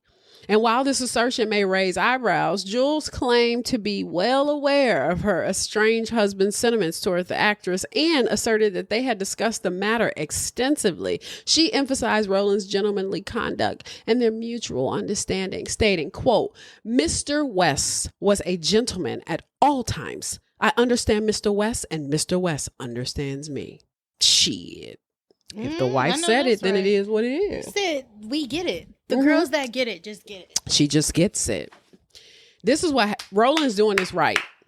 Get your bitches on board. Okay.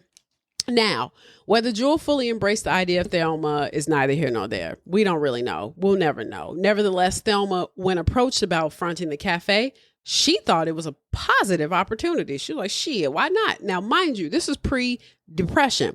West needed a name to get people to show the fuck up. And he wanted Thelma's name on it for her publicity. He knew that she was still hot. She agreed to front Thelma Todd's Sidewalk Cafe. The place soon became a fucking huge success. Celebrities were in and out that bitch. She even expanded and opened a speakeasy on the top floor that was called Joyous. And that was a place where celebrities were invited to kick it, where paparazzi and reporters were not allowed.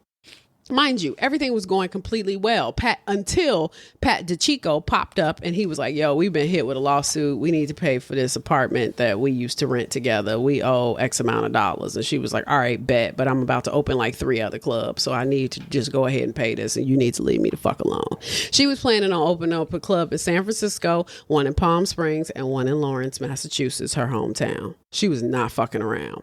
Then in February 1935, Thelma would notice, she would receive a note and it was like, pay $10,000 to Abe Lyman in New York by March 5th and live. If not, our San Francisco boys will lay you out. This is not a joke. The Ace. And it had a picture of the Ace of Hearts. How scary. Thanks, Joker.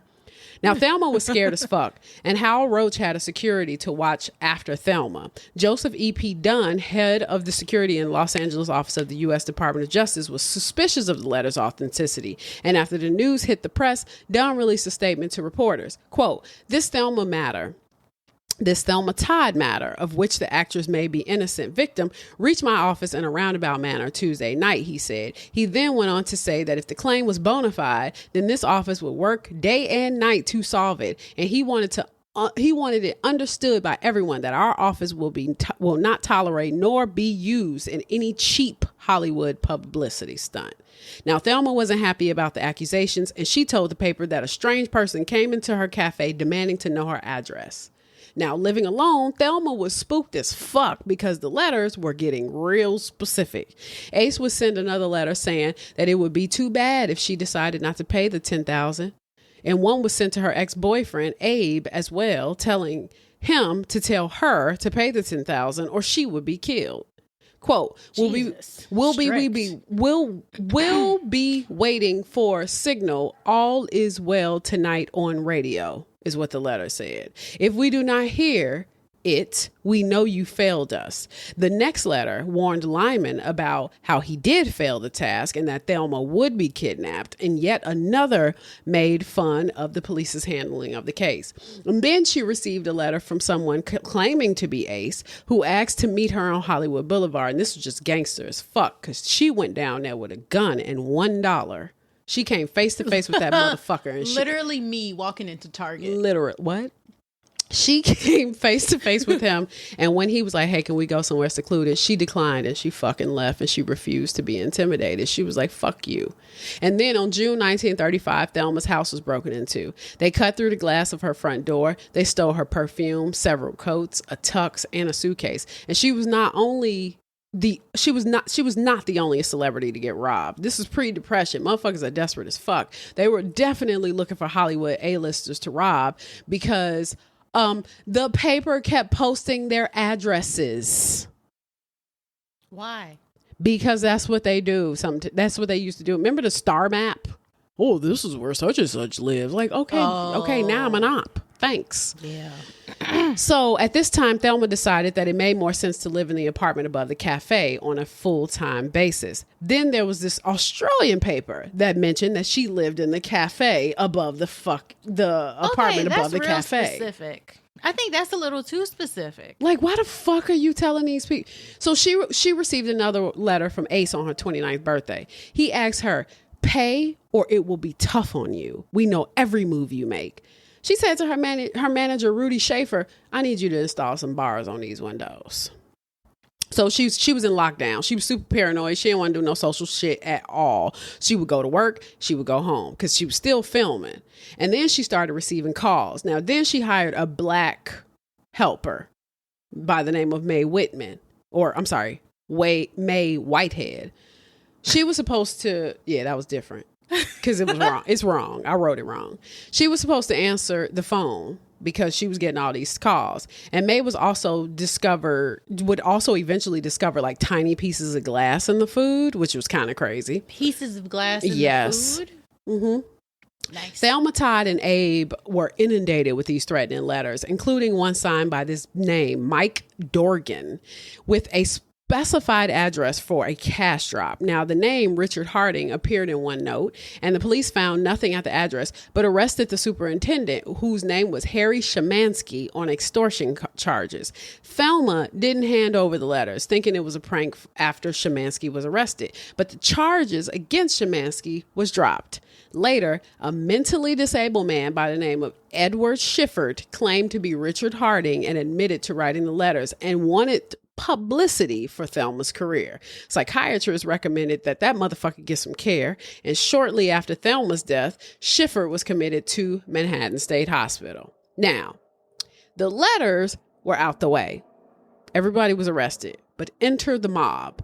Now, Thelma had many reports against her cafe stating that it was a place used for private gambling parties. She had many celebrities around, but also had her fair share of gangsters. She had a third floor room called the Tower Room, which was probably dope, where it's possible that gangsters were starting to put pressure on Thelma to bring them in to start their own gambling racket on her property. Now, if that's true, it's likely that Thelma would not have wanted any part of this and that it could have aroused hostility of gambling interests. Now, there was a rumor that Lucky Luciano was one of the gangsters that was there, but there was no proof of that. There was also this guy named Anthony Cornero Strala, or Tony Cornero, who was a bootlegger. He sold whiskey from Canada to nightclubs, and he one time escaped the feds by jumping off of a train. If a motherfucker's willing to jump off a train, he's willing to do anything. He then headed to Europe, and he then headed to Mexico. And then when he got back to the United States, he turned himself in to Washington State, and he went to jail. And there is evidence that Tony was familiar with Thelma's Cafe, since he had met a group of gangsters that kidnapped his brother there, and that's where he linked up to do the cash exchange. That was before... It was in the 1920s, before that was even Thelma's place. Now, she grew increasingly concerned about the daily operations. She was always in touch with her attorney. And then, breaking the silence, a confession emerged. She was troubled by a group of gangsters she was being approached by a group of gangsters attempting to establish a gambling facility in her cafe. She told me she was opposed to gambling and would have nothing to do with it. This is what they said about her. Whether the gamblers ever made a deal, they didn't know. Now, despite Christmas being her favorite time of the year in mid-December, Thelma faced an altercation with a man in her cafe. She engaged in an argument with him. He slapped the shit out of her. She flew across the table, and one of the waiters had to intervene. And on December 14th, which is tomorrow. Oh, the same fucking week that Thelma and her mother went to the city to go shopping. They returned at 6 p.m. Thelma prepared for a party at the Cafe Trocadero. She was donning a blue sparkly evening gown, a long mink coat, clasp in her hair, a diamond pin, several expensive rings. Mae Whitehead, her help, placed a single key in her purse along with 35 cents. And that key was to the side door of her apartment above the cafe. Roland, invited by Thelma, opted not to attend. Focused on the restaurant's responsibilities, he instructed her to be home by 2, though. He used to tell her, if you ain't home, you need to go to your mama's. If you coming in after 2 a.m., you need to go to your mama's then. Nigga, you strict. I was like, what is that, your Because I be coming in at 5. Like, straight up. I don't. No, I don't. I be in like at 11. I don't even be out. My 5 a.m. days are dead. I don't be out. I ain't got nobody to rock with like that. I'm sleepy now, and it's 8:30. I know. I'm sorry. No, we I'm almost not saying done. That, but I know. But we also had these hot toddies, which are medicinal. Yeah, that's true. Around 8:25, they headed to the cafe, and Thelma, in high spirits, engaged in seafood cocktail, turtle soup, filet mignon, and salad. Turtle soup? Yeah. That bookbinder soup is something they used to serve at the Drake. Drake replaced it with red snapper. They don't put turtle in that soup no more. Turtle don't feel right, but something about red snapper hit different. I know. Although she consumed brandy, no one knew or noticed that she was fucked up. Everyone attested that she exuded immense happiness that evening, and there were no signs of worry. Fred Keating, a party guest, corroborated this, noting that her attitude was no different than any other encounter. Now, During the party, she did run into Pat DeChico and his new girlfriend, Margaret Lindsay. And despite assumptions of tension with Pat, Harvey Priester, who was also a former boyfriend, insisted that she had no concerns about him. She was like, fuck dude. Thelma later mentioned to one of her homegirls in the bathroom that she was fucking with this dude from San Francisco and he had a bunch of money. But then nobody knew who he was, which means that Thelma was probably lying low-key because she ran into her ex-boyfriend and she was jealous that he had a date and she didn't. I mean, that's what that feels like to me. As the night progressed, Thelma engrossed in a conversation. She lost track of time. And at 1:50 a.m., she received a note from the waiter from likely West. They don't know who it was from. And Thelma was being told, most likely, that she needed to bring her motherfucking ass home. Sid Grauman Thelma told Sid Grauman, her friend, to inform West that she was going to leave pretty soon. That call was made 5 minutes later at 1:55 a.m. But despite the plans to leave, she fucking lingered and she was still talking to motherfuckers until 3 a.m. She ain't had no plans to leave. Before departing, she ain't leaving. Before departing, she retrieved her coat. She left a message to whoever the fuck and remained like she left a message to one of her homies' wives and was like, don't let Hollywood fuck you up. That's what she told her. She was just like, don't let Hollywood fuck you up. Don't let it over influence you because it ain't shit. Well, that's true. At 3:15 a.m., she was with her chauffeur, Peters, and Thelma left. She left. She was unusually silent. Peter was like, I'm used to being in the car with this woman. She talks about cars. She talks about film. She talked about the cafe. He just thought that her quiet was very unusual. And when he was questioned later during the inquest, he said that he thought that her silence was very strange from the moment she entered the car until the moment she exited the car. 30 minutes later at 3:45, they arrived at the Sidewalk Cafe where Thelma hesitated exiting. And he knew she hesitated exiting because she said to him, did I leave anything? He's like, no, there's nothing here. And then she says to him, it was like she was stalling, like she was checking the car to see if she left anything. And then he said, no, there's nothing here. She said, send me a bill. I believe I owe you some money. He said, that's all right. Don't worry about it. He closed the door. And he was going to accompany her up the steps because there were 271 steps to this woman's house from the hill because the cafe was at the bottom of the hill. Her house was at the top of the hill. What happened next fucked him up because Thelma turned, she looked at Peters, and she was like, no, you good. She told me I need an escort. I didn't need to escort her to her apartment. This surprised him. As in the 5 times he had driven her that year, she had always asked him to walk her right to the side door. It was custom for them, but Thelma was adamant that on this particular evening, she would go alone. No, never mind. Not tonight. I'll look after myself. She then bade him good night and she headed off toward the apartment. Now, Peters wasn't happy about leaving her, but it wasn't his place to argue. And he noted that there was not a fucking soul outside. They asked him if the lights were on. He was like, I couldn't see the lights from where my car was parked. He was like, but if the lights were on, I think I would have noticed. He was like, well, if the lights were on, could you have seen them? He's like, I hardly think so because I am on the offside and the top of the car would obscure my view.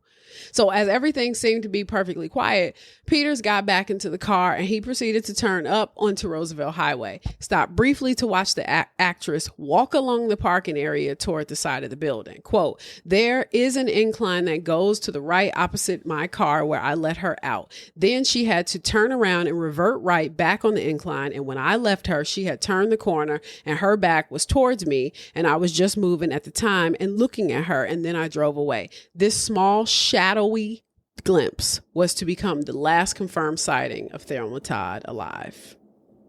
30 hours later, on December 16th, 1935, at 10:30 a.m., Mae Whitehead found Thelma in her Lincoln in the in the driver's seat. Thelma was still wearing her blue dress that she wore at the party. Her hair was still tightly styled in curls. Her belongings were still with her. Her purse was there. Her jewelry was there. There was no foul play, but May noticed blood around her nose. Her nose was slumped. Her head was slumped onto her chest, her arms were in her lap, and both her feet were on the floor. Roland was asleep when he got the call from the cafe treasurer saying that something was wrong with Thelma. Quote, "What's wrong with her?" asked Wes. "May thinks she's dead."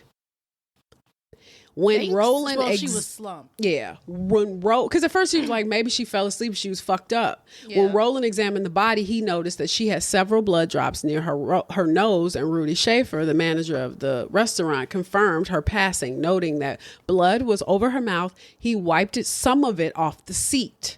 And Schaefer, instead of calling from his house, used Roland West's car to phone the police and a doctor, aiming to avoid publicity. He initially planned to go into West LA, but stopped in Santa Monica to make the call from a printing shop. He said, quote, "Well, I'll tell you, at the time, it was hard to determine because the blood was all over her mouth. Any other evidence, there was none. I thought I was to go to West Los Angeles in order to eliminate any publicity right away until we found out what it was all about," he explained to the coroner. However, he ended up stopping slightly closer to home. Quote, "While I was going to Santa Monica, I stopped in the printing shop up there and I went into the private office and I made the call. I called West Los Angeles." Now, it was believed that she attempted to exit the car before her death, and Captain Bruce F. Clark described finding her lying in the front seat, dressed as she was on December 4th. They found her they found her 30 hours later. There were no signs of struggle,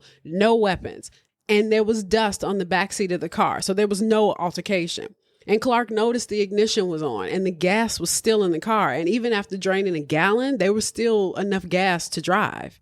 So subsequent tests revealed that the engine with the blow-by condition would have choked off in around 46 minutes due to oxygen deficiency in the garage.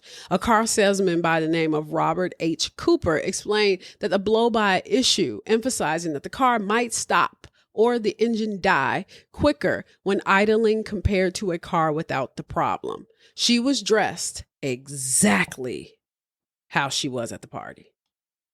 No, nothing, no scratches, no nothing. And Dr. A.F. Wagner conducted Thelma Todd's autopsy on December 17th, noted no signs of violence on her body. The red discoloration and the scarlet red of her blood indicated that 75 to 80% carbon monoxide saturation, confirming carbon monoxide poisoning. Considering all the factors, Wagner estimated Thelma had been dead for 12 to 30 hours, with the likely time of death being between 6 a.m. and 8 a.m. on December 15, 1935. However, a surprise revelation emerged when Wagner found beans and peas in her stomach, which prompted doubts about the theory of her dying on Sunday morning. Where the fuck did she get beans and peas? And that's when they were like, were there beans and peas at the party? People were like, well, I mean, we were eating all types of shit at the party. It's like, what was she eating? Fucking shepherd's pie? I don't understand. That's the thing. Like, when did she have a meal? So then Thelma wore these blue satin pajamas. They were intended a Christmas gift at her funeral. The flowers from her friends and family adorned, along with a cherished portrait of Harvey Priester and a wreath with the card that said Allison from Roland West, referencing her alter ego that she was given during their movie Corsair. Her funeral occurred on December 19th at Forest Lawn Cemetery in Glendale, California. Now, the day following the funeral, Alice Todd received an unopened letter forwarded from the Sidewalk Cafe. When she opened it, she was shocked that there was another threatening note from the ace. Whatever. A fucking prank. Because that dude was insane. He was in the hospital. But according to West, on the night of the party, he walked Thelma's dog after Sid Grauman's 2 a.m. call at the Sidewalk Cafe. Upon returning, he locked the side door, unaware Thelma intended to use it. Now, this part was weird to them because they were like, well, then why would May Whitehead only give her the key to the door that she never uses? Roland started to look mad suspect because then he said, I was preparing for bed. I took the dog to the room. He was like, I slept. Before sleeping, I was like, it was like around 3 a.m. He claimed to hear the dog whining at 3:30. The dog only whined when the dog wasn't under its cover, which I was like, damn, your dog like covers? That's wild. And he said he either didn't have his cover or Thelma was coming. That's how he thought he heard Thelma's room water running because they had an adjoining room, but it was separated by a thin door. He thought he heard Thelma's room water running, but later they said that it could have been a decorative fountain that he heard. Oh. And so he called Thelma's name. He got no response. He went back to sleep. Seems a little sus. When questioned, West initially denied getting up at 3:30 a.m. and then later he stated he rose to cover the dog. He couldn't specify his walk-in time the next morning, but assumed Thelma was at her mother's. He was like, well, she came in after 2. She must have went to her mom because I told her not to fucking come after 2. Which I'm like, it's her motherfucking house too, but whatever. But she also don't listen to shit that he says. But you also know she doesn't, because even when he said be here by 2, she was like, I'll be home at 2:05. She's like, stop fucking talking. And low key, like, if you know your girlfriend is being threatened by people and getting threatened letters and shit, the least you could do is make sure she gets home safely. Doesn't matter what the fuck time she gets home. Now, his assumption was that there was also the possibility that she came home, got some clothes, and left out again. Would she really? This is a lot of assumptions. Would she just like? But especially with somebody who's so consistent. Like, even though she's slightly messy, her messiness is consistent. Yeah. So in an interview with the columnist Edward Shallard, Alice Todd expressed a belief in Thelma's accidental death, stating that her daughter was too happy to commit suicide and had no enemies. But this contradicted her earlier claim that she was murdered. And then there was this weird shit. They were like, oh, well, this, Thelma had history with gangsters and mobsters and shit. But Alice portrayed a close bond with her daughter. And if she had issues with gangsters, she would have known about it.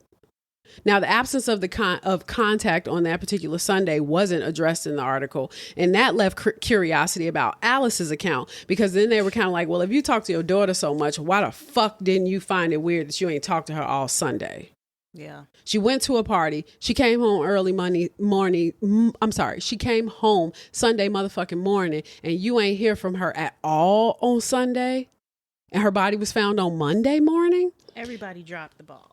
A grand jury investigated ensued to determine if Todd was murdered, and following 4 weeks of testimony, the inquiry found no evidence of foul play. The Homicide Bureau closed the case, categorizing the death as accidental and with possible suicide tendencies, even though there was no clear motive for suicide and Todd had no suicide note. I think if she were to kill herself, she wouldn't do it in her party wear. No. That doesn't sound like her. No. But also, I don't think she would kill herself that way. No. That doesn't sound classy. It's not. And then, okay, so here's a theory. Theories. The accidental death. The official cause of death was ruled as accidental carbon monoxide poisoning. It was suggested that Todd may have fallen asleep in the car with the engine running, leading to the buildup of carbon monoxide. Perhaps most telling, in 1932, Thelma gave an exclusive interview to David Ingram from the Boston Daily Record. During the conversation, the actress told him that while she had several servants in her home, she did not have a regular chauffeur because one of her biggest hobbies was driving and repairing cars. She said, I have a Cadillac, a Lincoln, and a Packard. I look after them myself. I clean the motors and everything. Yeah, why would she kill herself? Is it plausible that a woman who cared for her own cars would have not known the dangers of carbon monoxide poisoning? That also feels disrespectful to her cars. Because she clearly was into them. Thank you. So why would she leave them running and then die in them? And with the driver door open. Yeah. Now, by the time the grand jurors left the Sidewalk Cafe, By the time the grand jurors left the Sidewalk Cafe on January 3rd, 1936, most had come to the conclusion that the theory of accidental death was bogus. I mean, they were like, really? Quote, "It is apparent Mrs. Todd did not die accidentally. We are not convinced what the motive of her death was, but it is obviously certain that witnesses either have concealed what they know or have given false evidence. And during the investigation, police experts visited the building, and Detective Joe Whitehead, no relation to May, closed the doors and started the engine. And within 90 seconds, he was pounding on the door to come out because of the carbon monoxide that was billowing through the fucking enclosed space.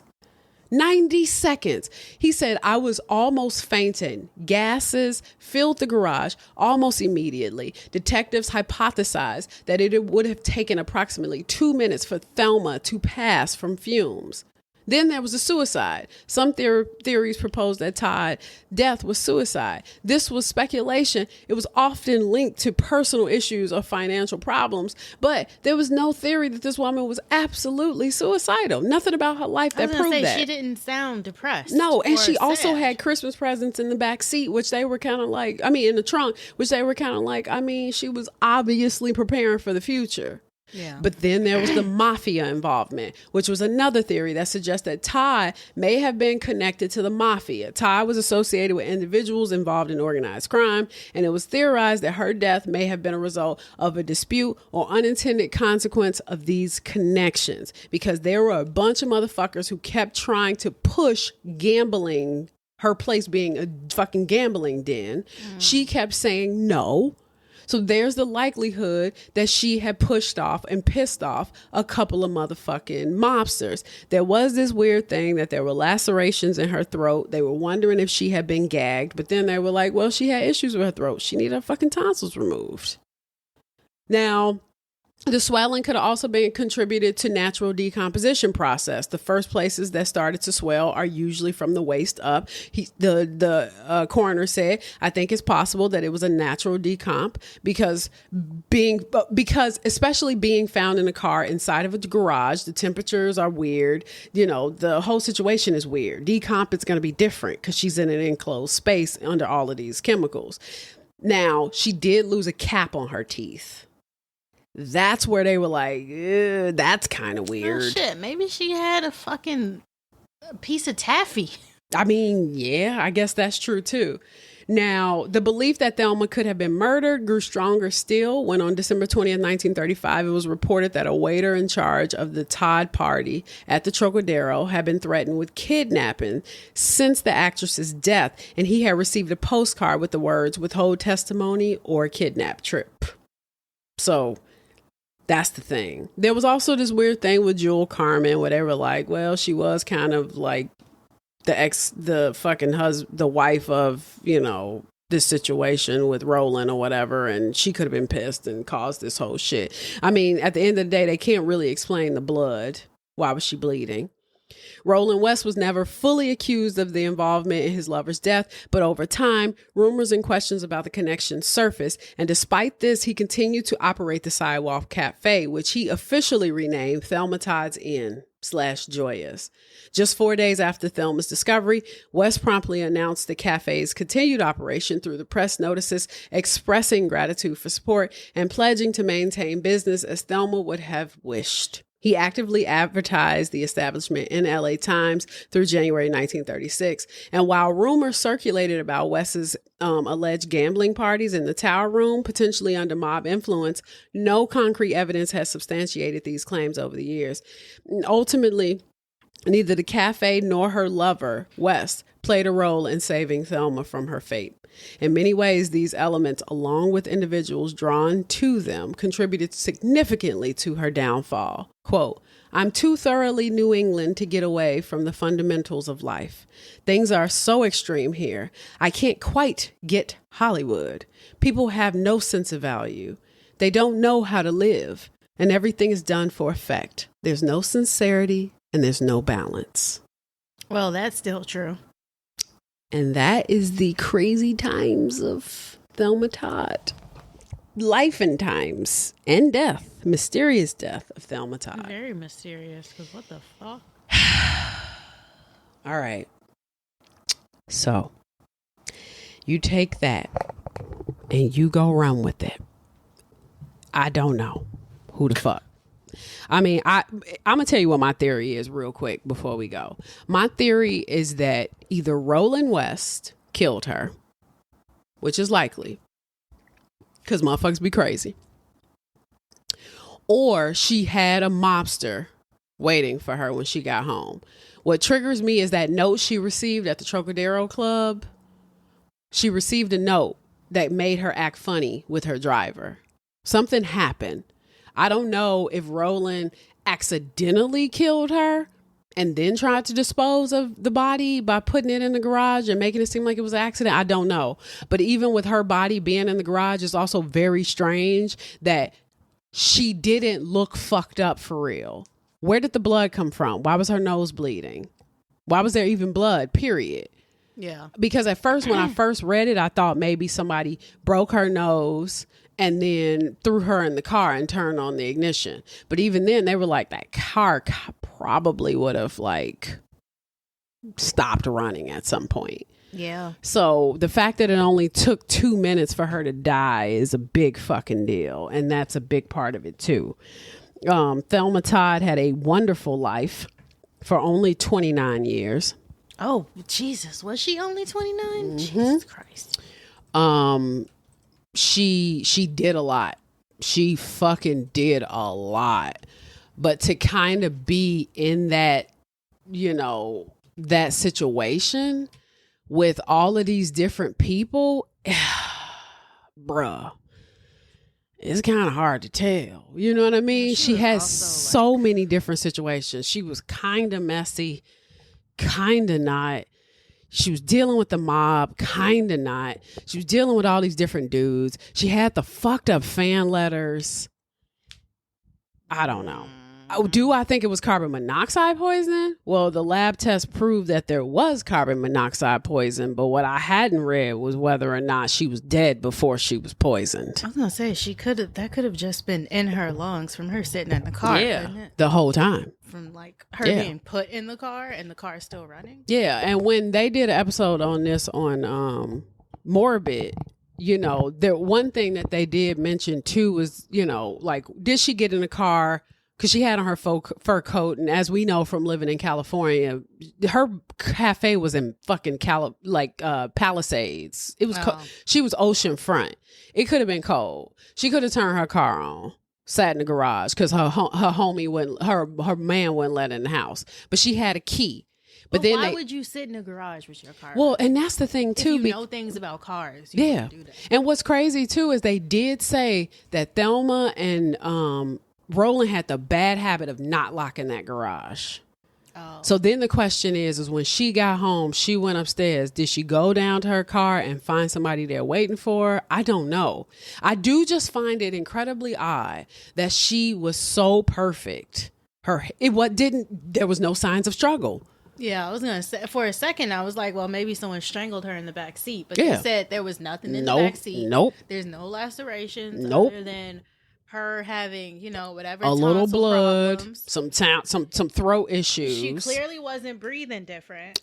Well, and that's the thing too. She had a heart murmur. She had some health issues. They're like, is there a possibility that Thelma just died in this car? Is that likely? At 29? Yeah. Well, I guess the year it could have been. Yeah. Especially with the heart murmur and all types of weight problems. Yeah. I mean, and then there was a little bit of her possibly being on diet pills, trying to keep her weight. But the toxicology, which is their version, 1930s version of chemicals, I mean, they were able to see the food in her stomach, but they were not able to like truly tell if she had a bunch of drugs in her system, and they don't think that she did. She definitely wasn't drunk. Her alcohol level was like 0.13. 0.08 is the legal limit. So she wasn't that fucked up. She also didn't drive. She was chauffeured. So yeah, why was she in the driver's seat if she didn't drive? That's the thing. Why was she in the car? Someone put her in the car. Yeah. And that's the thing. When May found her, she saw her through the passenger door. And when she looked in the car, she saw her slouched over. And that's when she saw that the driver door was still open. Why was the driver door open? Yeah. Strange. It's very weird. Shit was weird. It's weird. So that's how we're ending this year, guys. And I hope a little bit of heartburn, some GERD, a lot of things, a little bit of a weight management problem, a little bit of silent film too. Go watch some silents. They're fun. You're not going to, but whatever.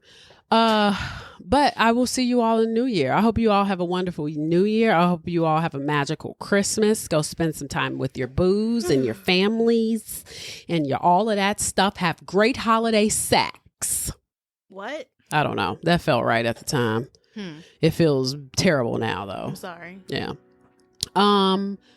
Enjoy yourselves. Take care of yourselves, people. And anything you want to say, Keek? Bye. All right. Over and out. I got nothing to give. Y'all take care. Peace.